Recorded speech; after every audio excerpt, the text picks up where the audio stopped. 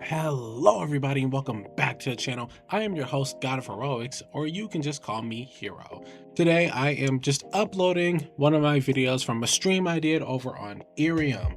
I went ahead and recorded this while running the stream, so if you want to catch any of my streams live, you can go ahead and find me on IRIAM, or just wait for me to go ahead and just upload the full stream here. It's always going to be about an hour to 2 hours, maybe a little bit more, depending on how much time I have. But anyway, enjoy. You guys on the stream, get ready because I'm going to convince you guys once and for all that Demon Slayer actually does come with a set of powers, not for the demons, but for the Slayers. And for Bunny over here, who is exclusively on my Discord, so if you want to hear anything she says, you can go ahead and check out the video that I will be posting probably next week, Friday. Oh, so they Um, can't hear and me? yeah, they can't on the Arium stream. They can't hear you because my Discord doesn't go through Arium. But since I am recording this on my PC, then your audio will actually be here on my channel. Actually, let me double check Really? that. Oh yeah, your audio's coming So through. I I had can to be the double check voice OBS real inside of quick. your head? Yes, you are the voice inside of my head.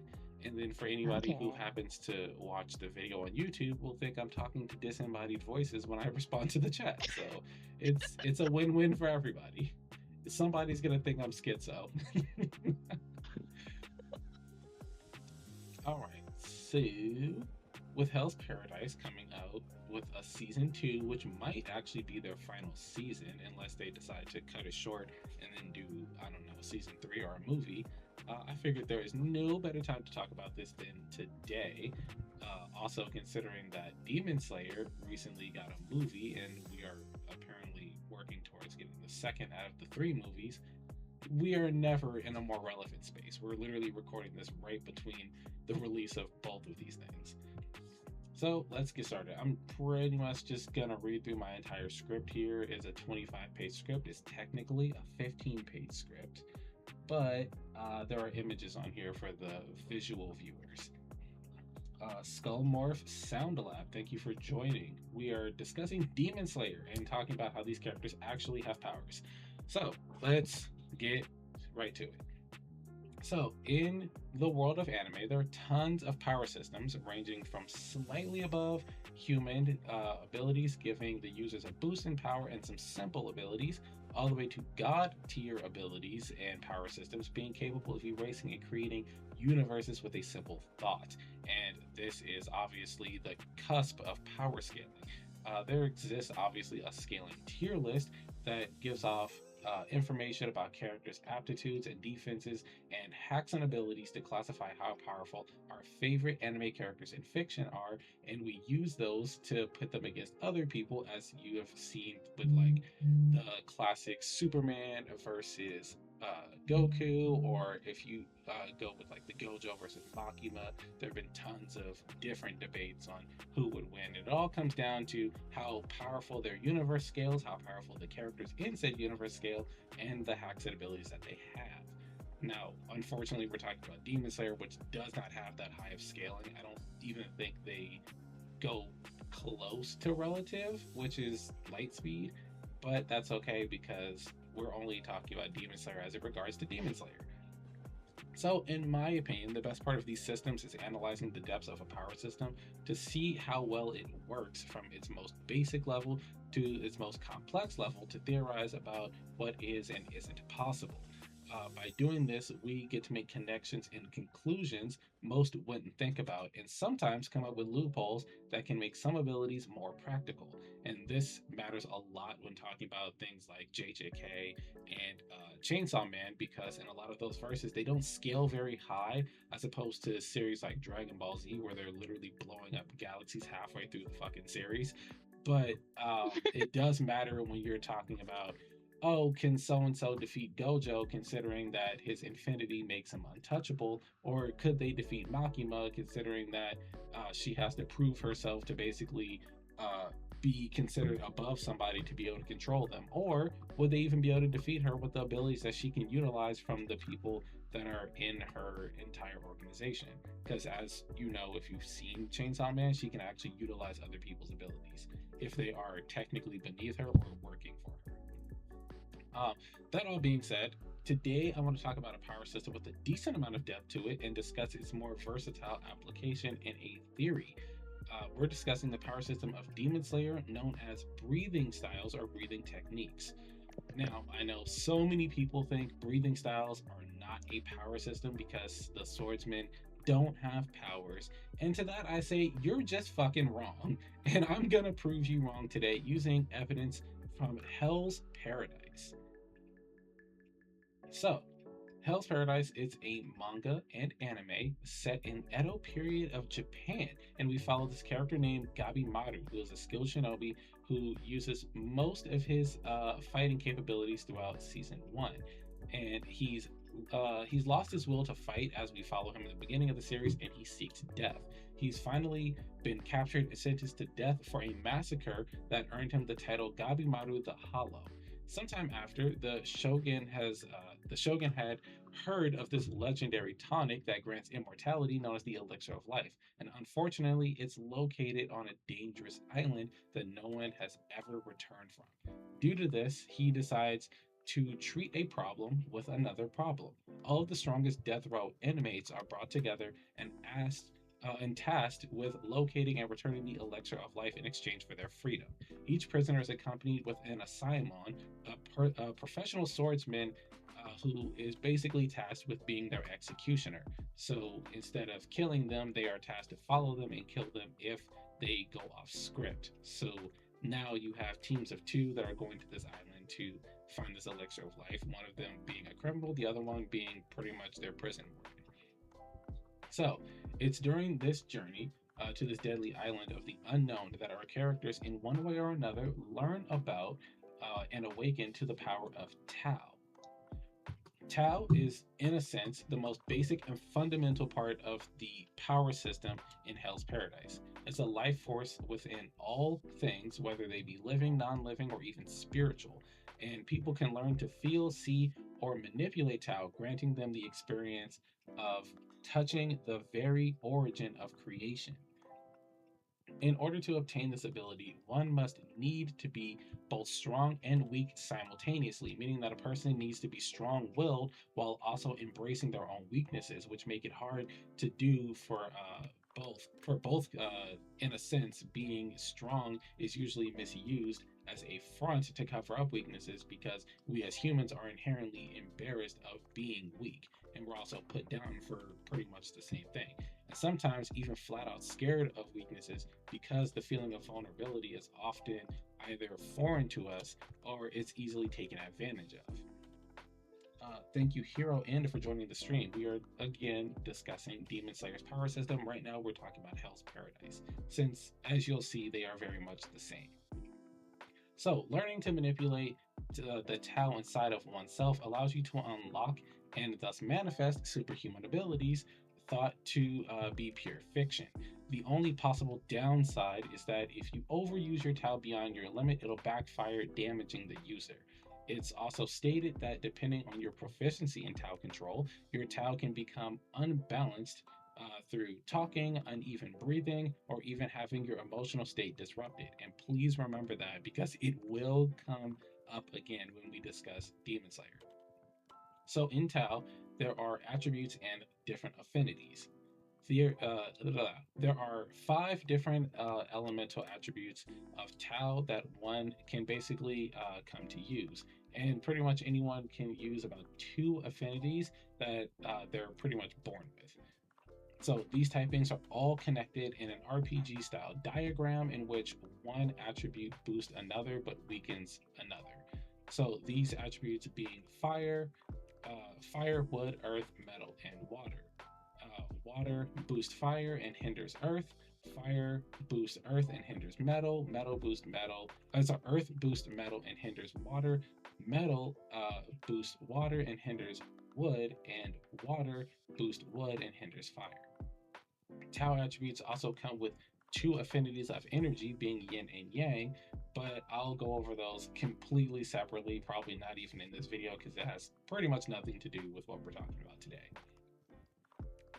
As far as manipulating Tao, the ways that one can use Tao varies from person to person based on their natural talents and can gift a myriad of abilities that can be either activated at will or passively. Think of this kind of like Naruto, how there's multiple different elements in Naruto, but one fire user will not use their fire abilities the same as another fire user. They have the same affinity, but they're utilized differently.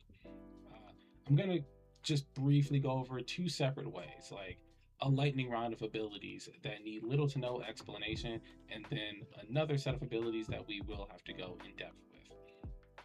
As far as proficiency, the powers that really need explanation are going to be superhuman characteristics, precognition, limited invisibility, energy manipulation, regeneration, negation, conditional healing based on your Tau capabilities, longevity, immortality, regeneration, body control, biological manipulation, which is pretty much just shape-shifting, absorption, flight, attack reflection, matter manipulation, elemental manipulation, and illusion creation. I know that is a very long list of abilities, but we're going to condense it as much as possible because as this pertains to Demon Slayer, we're going to be talking a lot about the Slayers themselves and then a little bit about the different blood demon arts.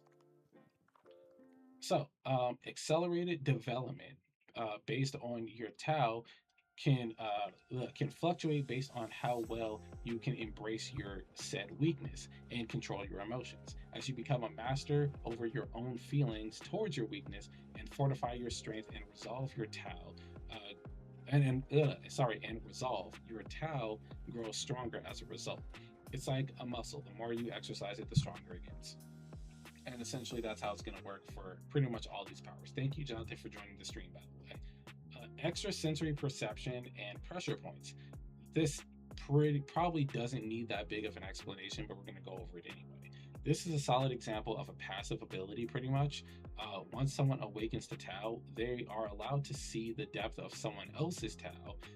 Because of this, they're able to see how it flows naturally through someone's body and can reveal pressure points and weak spots. This also works for objects, as objects we discussed before do have Taus, and you can find the weak points in those. Think of it like the Byakugan in Naruto. The Hyugas are pretty much able to see someone's chakra flow and all of their Tenketsu points or their pressure points that they can then utilize their gentle fist technique to pretty much defeat almost anybody that they're fighting. So conceptual manipulation, this one is a bit weird to explain, but you gotta stay with me on this. Tau, at its most basic level, is essentially the building blocks of all things physical and non-physical. And the ability to tap into and manipulate Tau is the ability to affect and even control things with Tau. The very laws of existence themselves are made and progressed via Tau in the world of Hell's Paradise. So there are obviously going to be abilities that people can use to affect things that are physical and non-physical, if that makes sense. And again, this is based on your proficiency with Tau. So our protagonist, deuteragonist, and even supporting cast eventually learn to harness Tau in their own special ways to close the gap between them and the enemies they're facing, called the Lord Tenzin. And they utilize it in ways unique to them in their specific fighting styles. And we're going to go over some of the characters so that we can relate them to the Demon Slayer characters later on. Thank you, Kami-san, for joining the stream, and thank you for the star. Gabimaru, who's one of the 4 characters that I'll be going over, has a fire attribute, and he's a skilled shinobi who uses ninpo, or if you're following the Naruto analogies, this is ninjutsu. Along with his ninpo, Gabimaru has the ability to harden his body to lessen damage taken in combat. This is actually how he escaped execution multiple times. He can't be beheaded because he instinctively hardens his body when he feels that he's basically going to die. So it's so strong that blades break in half without even harming his skin whatsoever, not a single scratch. It's revealed that these are actually an early application of Tau, and upon awakening Tau, he can sense others' presence, he can feel the layout of the environment around him, and he can see weak points in other people's Tau, surpassing his own He said he can suppress his own presence and see others' intentions before they even act. Keep in mind, all of this is important. It stated that his Tau reserves are vast, and on top of that, his fighting prowess is also incredible, considering that he was a hired shinobi back in his heyday. And the use of his Tau is on the level of that of the Lord Tenzins themselves, who are pretty much considered the gods of this island. So the next person we're going to talk about is Gabimaru's his overseer, who is Sagiri, one of the Asaimon. As her name suggests, Sagiri is an Asaimon from the Yamada clan, Sagiri Yamada, and she has a wood attribute. So the way she awakens to her Tao is actually pretty interesting because it's more based on her swordsmanship than anything else. But her character does come into play with this one. So as an Asaimon, she wants to be one of the greatest, but she has internal conflict restricting her from reaching her full potential. She feels guilt because of all the lives that she's taken for a couple of reasons. One, her profession is murder, but she can't seem to dull herself to the idea of murder. Two, she doesn't want the people she kills to suffer, but she can't seem to master a technique that her father used that kills people painlessly. And as a woman in a male dominated profession, because again, this is feudal Japan, back in the early days of Japan, she gets belittled and that heavily affects her confidence and performance. This actually makes Gabimaru her perfect pairing. Since Gabimaru is a trained killer and has taken more lives than he's probably taken pisses, he gives a few pep talks to her, guiding her into the proper mindset to unlock her full potential. Sagiri has been trying to get over the murders and feels burdened by the memory of each person, but Gabimaru taught her to accept it as part of who she is, thus allowing her to be at her strongest, but also embrace her weakness. As a dedicated swordsman, she relies heavily on form and focused breathing. Sounds very familiar, right? Uh, so, to her, fortifying herself and her strength, she can strengthen herself and her blade with her Tao.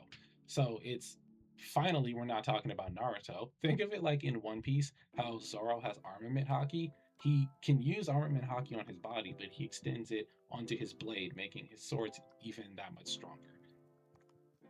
She also has the pretty standard stat boost that everyone else gets when using Tao, and she can sense people's presence and can see intent, based on the flow of other people's Tao, but on a much higher level than Gabimaru, surprisingly.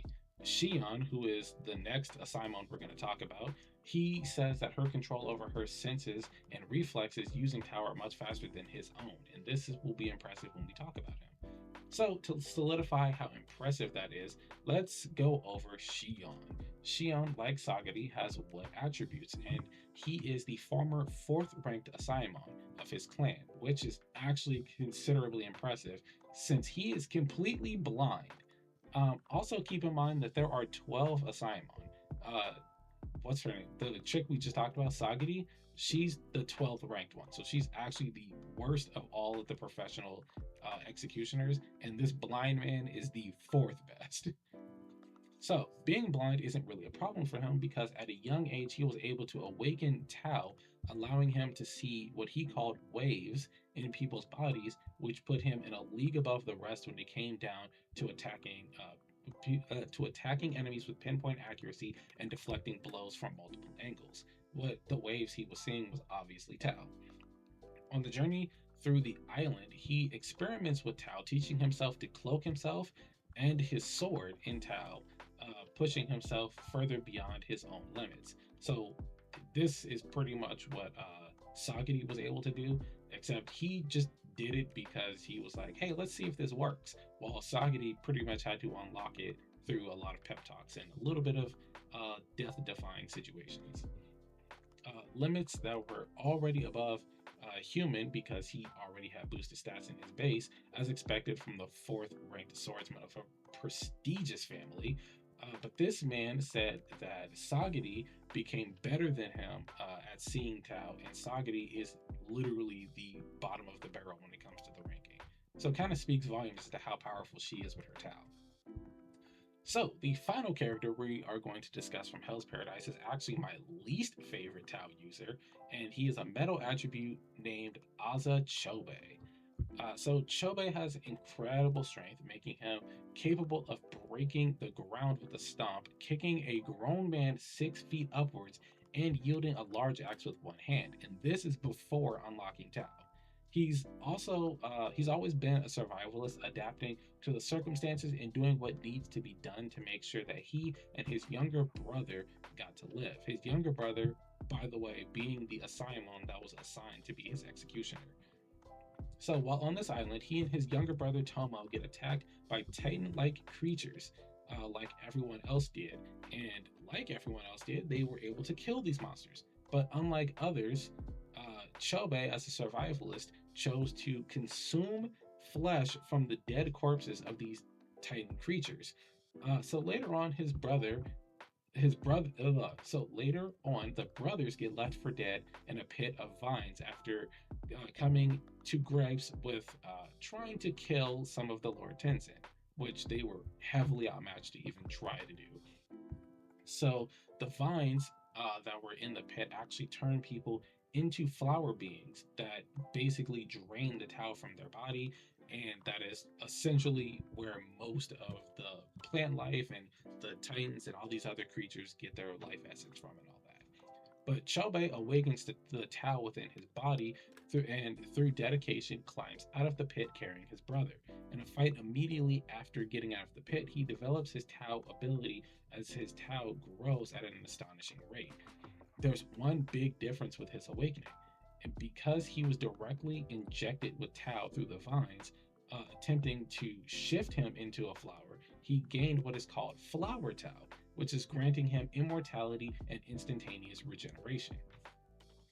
So far from where season one left off, the characters can see Tao, imbue their bodies and weapons with Tao for stronger strikes and defenses. They can sense strong Tao and read intent effectively, giving them precognition and boost their reflexes and perception.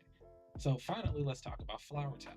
You see, the world of Hell's Paradise has a group of antagonists known as the Lord Tenzin, which we have name dropped quite a few times. They're the primary users of this particular version of Tao. Without going too much into it, the Lord Tenzin have gone far beyond the boundaries of human limitations, giving them basically immortality. Honestly, it's like the pseudo version of immortality, but for the sake of this, we're just gonna say it's immortality. So, they have such a grandiose mastery of their Tao since they have been alive for centuries that they're capable of using all of Tao's basic abilities, but on a much grander scale than most people. The only one that I can think of that they can't use it better than is probably Gabimaru, but that's because he was already highly skilled in pretty much every other discipline before he awakened his Tao. So they can also undergo transformations called Kishikai transformations. Each member uses a mix of abilities differently in terrifying ways, but we're not here to discuss the Tenzin. In fact, we're here to discuss the series.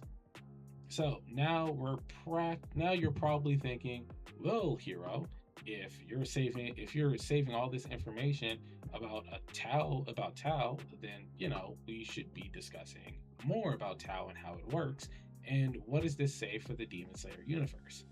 Well, we're going to discuss the Demon Slayer universe because Demon Slayer, as we all know, uses a lot of these fundamentals in a very similar vein. So let's go over Demon Slayer very briefly. Demon Slayer is an anime about a young Tanjiro Kamado journeying for his sister Nezuko and his two buddies Zenitsu and Inosuke to defeat all the demons that plague the Taisho era of Japan. After the strongest demon, the progenitor of all demons, Muzan Kibutsuji, killed his family and turned his sister into a demon. This is the primary goal, finding a way to revert his sister back to being human, and then obviously the secondary goal of stopping the demon spread. So before meeting up through his training, Tanjiro, Zenitsu, and Inosuke learned swordsmanship skills that make up their own unique breathing styles: water, thunder, and beast, respectively. However, Tanjiro has another breathing style. So while fighting Rui, one of the 12 high-ranking demons, he begins using a dance that his late father had taught him in tandem with his swordsmanship called the Hinokami Kagura. This dance has been passed down through his family, but is secretly all 12 forms of the sun breathing style, put into a dance to keep the secret hidden from Muzan, the most powerful demon. Sun breathing being the first and strongest of all the styles, where all the other styles came based off of. So, since the release of Demon Slayer Season 1, possibly a bit farther back, it's been stated by the mangaka, what's his name? Koyo Haru? Yeah, Koyo Haru. I don't know why I always butcher his name. That while the demons have supernatural powers in the form of blood demon arts, the Slayers don't have such powers. It's said that the flashy abilities that we see from our heroes aren't them conjuring the abilities to power up their moves, but instead are visual aids for the viewer's eyes, representing their particular fighting style. But I'm here to tell you that that is not entirely true. You cannot watch Obanai creating giant serpent constructs and Tengen reenacting basically any gender reveal party and tell me that those are not supernatural powers. And the key to this is Tao, which we just talked about in the case of Hell's Paradise. So in Demon Slayer, as we know, there are demons with crazy powers, amongst them being Muzan Kibutsuji, the progenitor of the demons, the 12 Kiseki being his high ranking demons, the top six and the bottom six, and then we have all the lesser demons who are also gifted abilities as well. Allison, thank you for joining the stream. I know you joined a while ago, but I was kind of on a roll. So I'll get back to that in a bit, but in the meantime, we're going to go over the Demon Slayer core. You see, this group, they basically combat all the demons, but these demons are incredibly powerful, even the weaker ones. So in order to close the gap, the Demon Slayers use two key things: Nichiren swords, which are basically made of a metal that absorbs and sustains the power of sunlight, and more importantly, the breathing styles. Demons have three weaknesses, technically four weaknesses, but we're only discussing two today. Members of the Demon Slayer core have special blades forged from an alloy that pretty much allows them to damage all demons. As it bathes in the sun, it absorbs its rays, never letting go of that heat. They also have their breathing styles. Breathing styles are a system of sword techniques used to emulate an element or theme, using proper breathing techniques with each movement. This is pretty much just how martial arts of any kind work, whether it's like an actual hand-to-hand combat like boxing or Muay Thai, or if it's something like swordplay, even fighting with like other weapons like bow staffs, naginatas, and all that. That's essentially how fighting works in general. So by breathing a certain way, they boost their physical performances, allowing them to contend with demons. Through grueling training, they can level up their fighting prowess with total concentration breathing, essentially allowing Slayers to fight at their max capacity at all times, steadily increasing their limits while literally losing pretty much no stamina at a time. This, again, is kind of like a real thing. Well, I'm not going to say that we can fight demons in real life because all our demons are in our heads. It is essential to all fighting techniques that you breathe properly so that you utilize your stamina to the best of its abilities, and you also get better as you continue to practice these arts, learning ways to pretty much use total concentration breathing, where your breathing is always optimal and is secondary to how you fight, where now you don't have to worry about your breathing, but you just have to worry about correcting your form. So unknown breathing styles are derived from sun breathing, the original breathing style made by Yoriichi Sukuna. Sukuni. Jesus Christ. By taking specific aspects of sun breathing and training to perfect it to mimic different forms and movements of nature, we've created things like water, thunder, wind, flame, stone, and moon breathing. And this is pretty much because Yoriichi was heavily gifted with pretty much all the powers we're going to talk about later from birth, and pretty much any other Slayer that he was trying to train to use these abilities were not able to properly use any of them. Ellen Joe, thank you for joining the stream. But yeah, so they weren't able to properly utilize sun breathing or even learn it because his movements were just way beyond anything that they could do. So they took different applications from different forms and attacks that Yoriichi was able to do, and they built their own breathing styles out of it. Like thunder breathing being based on Ei Jutsu was solely based on how quick he was able to pull out his blade to defend himself or attack other demons, while things like flame breathing is based on heavy strikes, usually coming from above the head or just to the side of the user, utilizing more of their physical body to get in, the stronger strikes that they could. So, moving on from that, these maneuvers performed once mastered have added effects of longer range attacks, increased speed amongst the users due to shock waves, air pressure generated from their swings, and concentrated movements. And then we also get to see pretty much where every style comes from. So, sun breathing originally derived moon, water, thunder, stone, wind, and flame. Flame breathing birthed love breathing from Rengoku to Mitsuri. Wind breathing is the pretty much father style for mist breathing, which Muichiro uses, and then beast breathing, which Inosuke uses. Stone breathing, unfortunately, hasn't birthed any other styles, but thunder breathing has birthed sound breathing. Sound breathing being what Tengen Uzui uses, the sound Hashira. Water breathing has birthed the most styles, being serpent breathing, which is what OpenEye uses. It birthed flower breathing, which was used by Shinobu's sister, and then insect breathing, which Shinobu herself was using. So when using a breathing style, the visuals that we the viewers see are a mark of how masterful the swordsman is at their craft. That's why Tanjiro and his gang of breath users, they look stunning, and the Hashiras are who are even a higher rank than them use breathing forms and attacks that are even pure spectacles. But all of this, you have to look at characters like Murata, who is a much weaker Slayer, but he barely manages to get any visuals whatsoever. He knows water breathing, but he's not nearly as efficient as most of these other characters are at their particular crafts. Now that we have that laid out, it's time to talk about the abilities that breathing style users obtain with total concentration breathing in tandem with their forms. So, stop me if you've heard this one before, viewers that were here when we talked about Hell's Paradise.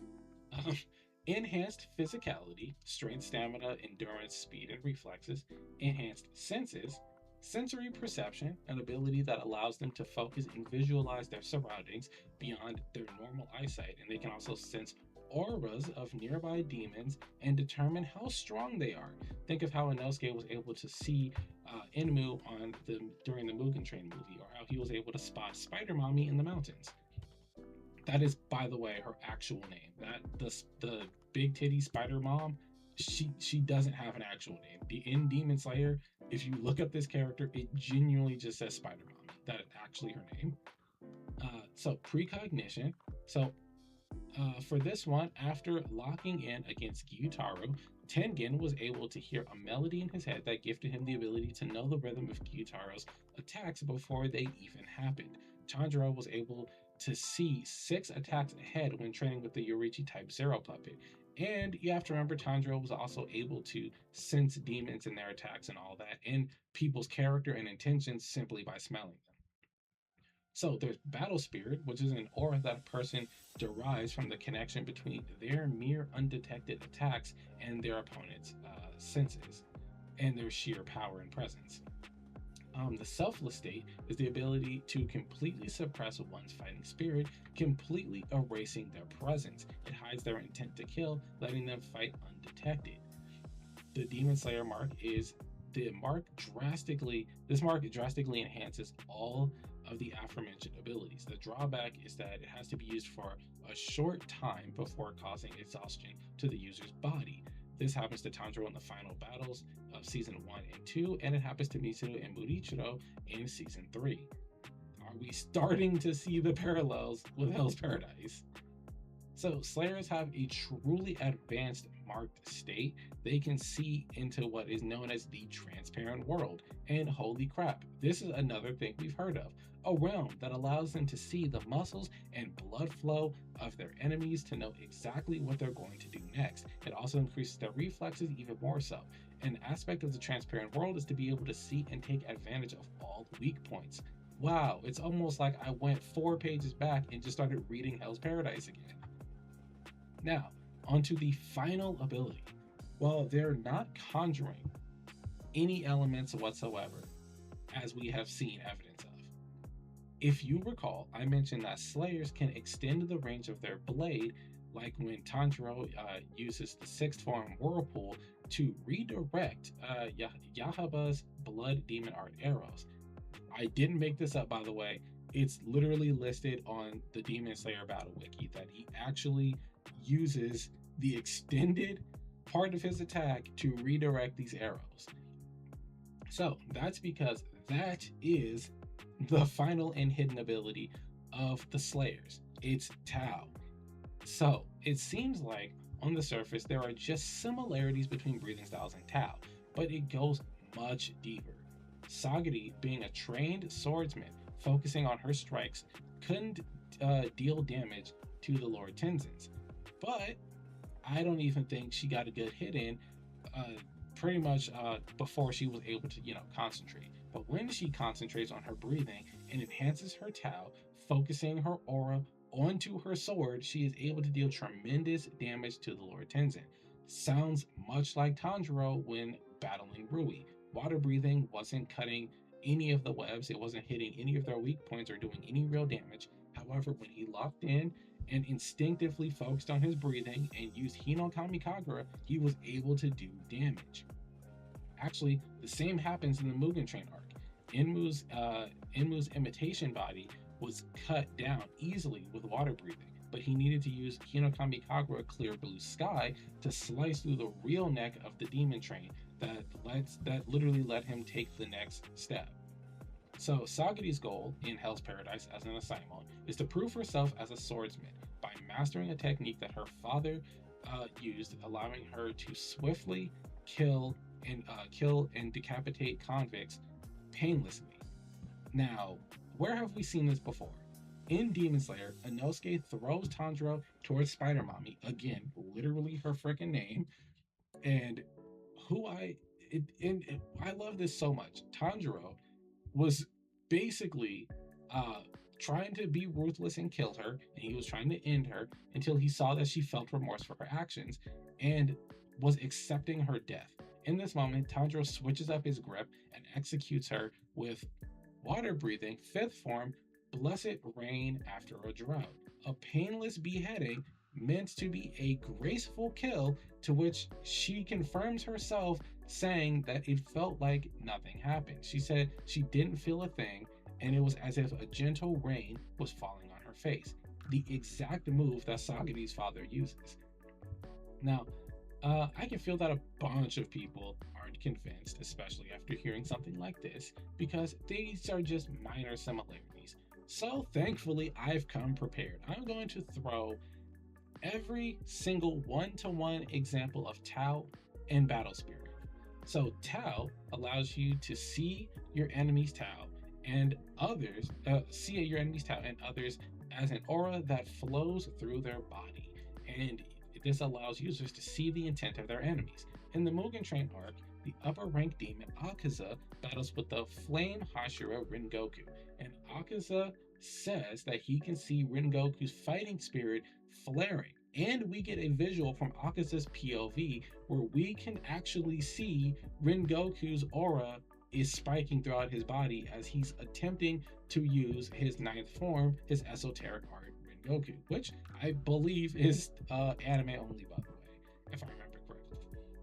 So we get to see the aura flowing through and around Rengoku's body. Throughout the fight, we can see the level of Tau that's being used in each strike. In battle, not all strikes are done at full strength, but most are, and then we get to see blocks, parries, and how they create and how Akaza creates openings so that he can try to get in some hits on Rengoku. And that's portrayed by the level of flames that Rengoku's attacks are doing. So the weaker attacks are obviously him not using that much Tau because he doesn't feel that those attacks are necessary for killing, mostly just for cutting off an arm or deflecting an attack, while his bigger attacks have immense flames that are used specifically for cutting through Akaza when his defenses are either all the way up or he sees an opening to get in a really good hit. The flame streaks happen when he's slicing through Akaza's arm and through his defenses. The potent flames appear when he needs extra strength and speed to give Akaza a little bit more time, as little time as possible to regenerate, and when he's trying to go for the kill. When Rengoku uses fifth form Flame Tiger, we can see Akaza react with glee, staring at not Rengoku, but the tiger. Continuing with the feats from this battle, Akaza attacks Rengoku with Destructive Death Air type. He's punching with such speed and power that he's creating shockwaves to hit Rengoku, and Rengoku's response is to block it with fourth form Blooming Flame Undulation, where he swings his blade in a circular motion from bottom to top, and he blocks all of these shockwaves. Now, my brother in Christ, this is not a troll.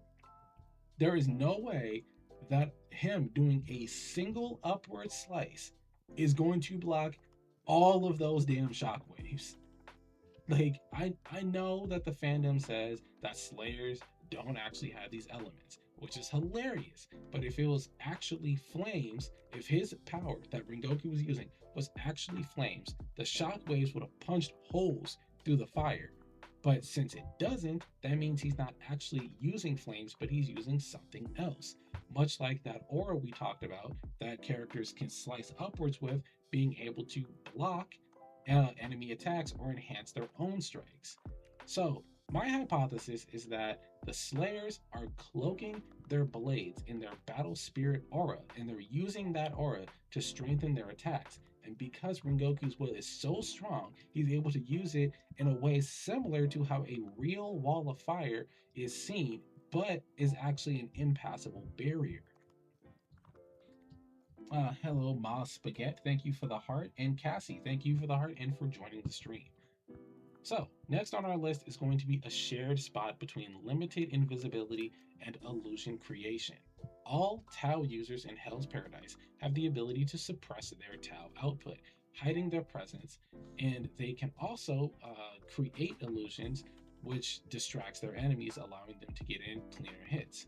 So, in Season 3 of Demon Slayer, the Mist Hashira Muichiro goes up against my least favorite of the 12 Kiseki, whose name I literally don't freaking remember. If you remember the name of the guy in the pot, the demon in the pot who claimed to be an artist, don't even mention his name because I'm gonna forget, or go ahead and tell me so I can remember for the sake of this particular video. Oops, I skipped a little bit further back. Let me scroll back down and continue where we left off.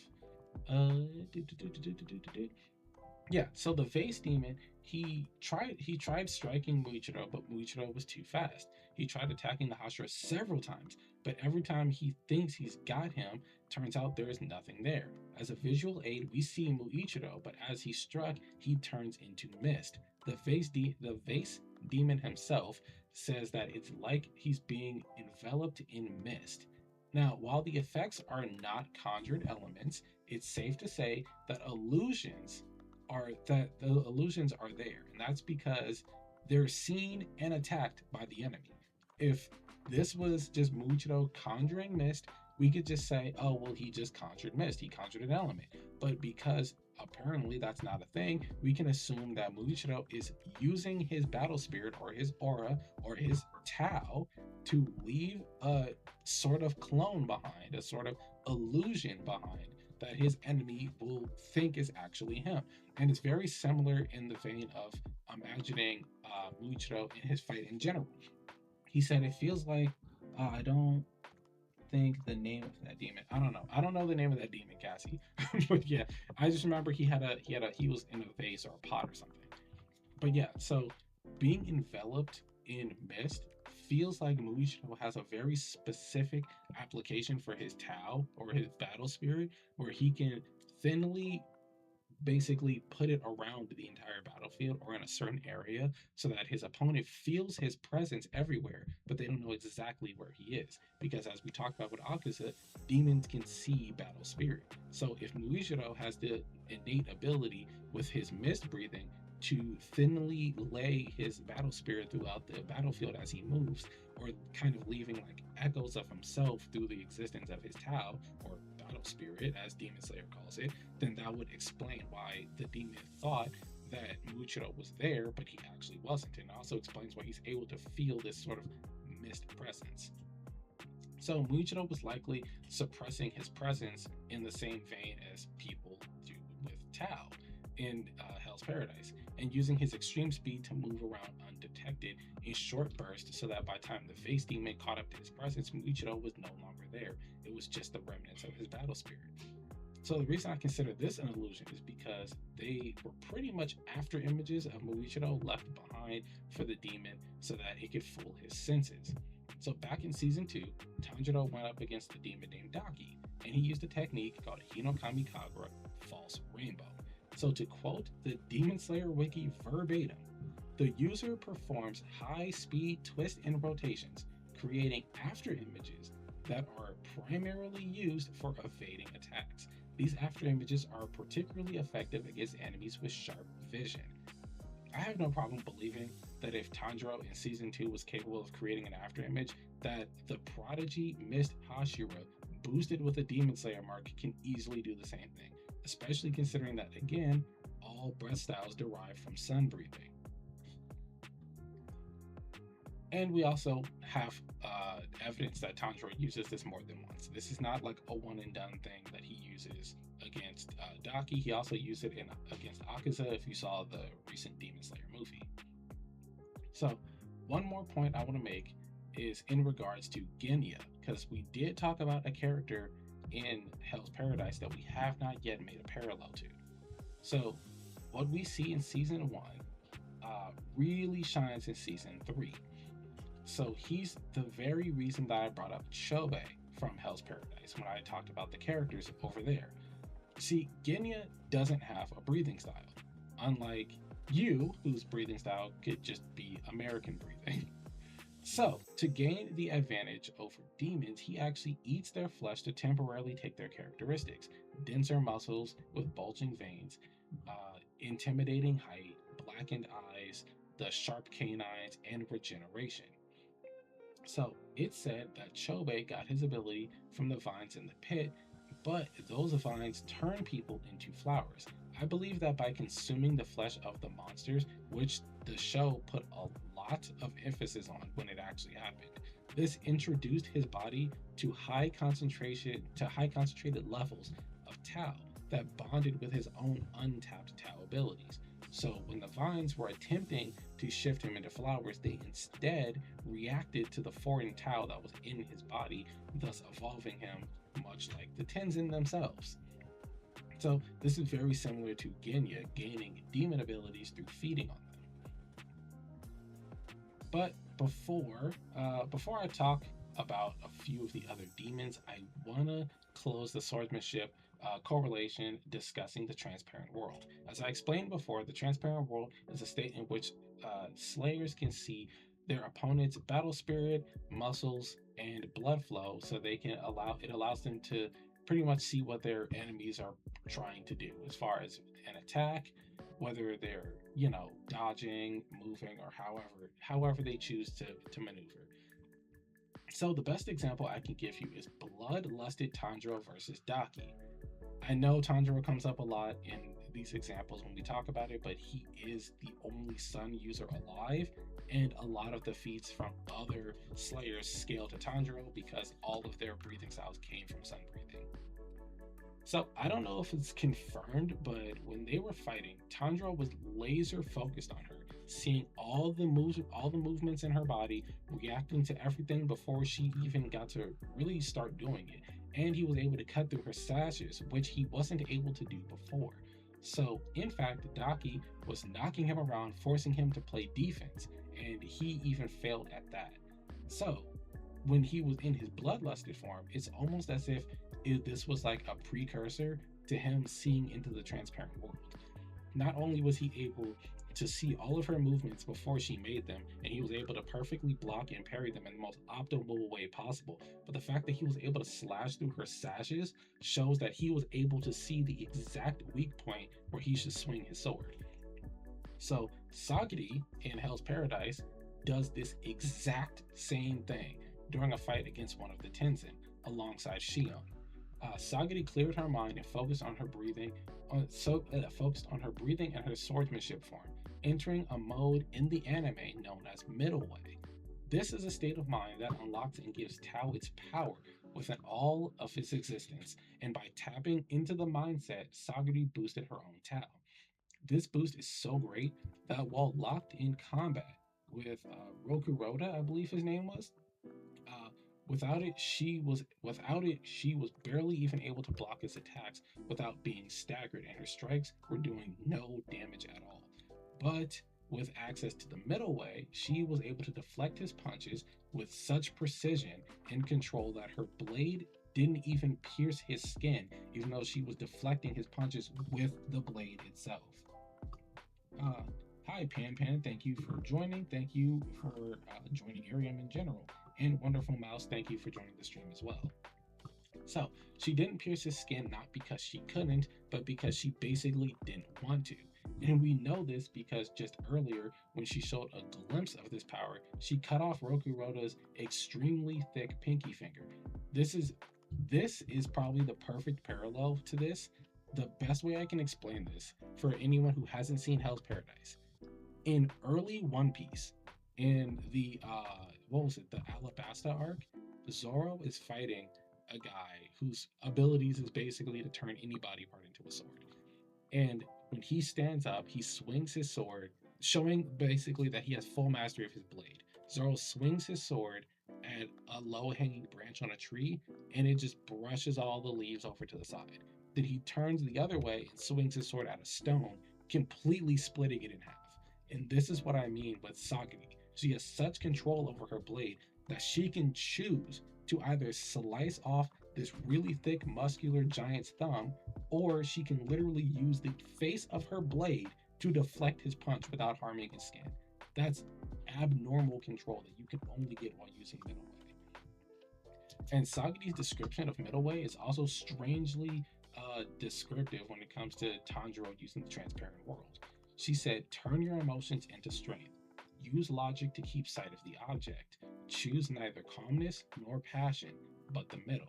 Tanjiro was angry seeing Daki annihilate so many people before his very eyes and being powerless, but he channeled his rage into strength, accepting his weakness, and he focused, analyzed his opponent in battle, and was able to react flawlessly. He wasn't calm, but he wasn't passionate. He was directly in the middle.